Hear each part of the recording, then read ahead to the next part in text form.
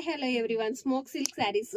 నేను ఇవన్నీ కూడా 6 మీటర్స్ వస్తాయి. డిజైనర్ బ్లౌజ్ బ్యారప్ చేస్తే అదిరిపోద్ది అనమాట. చూడండి ఎంత బాగుందో కదా.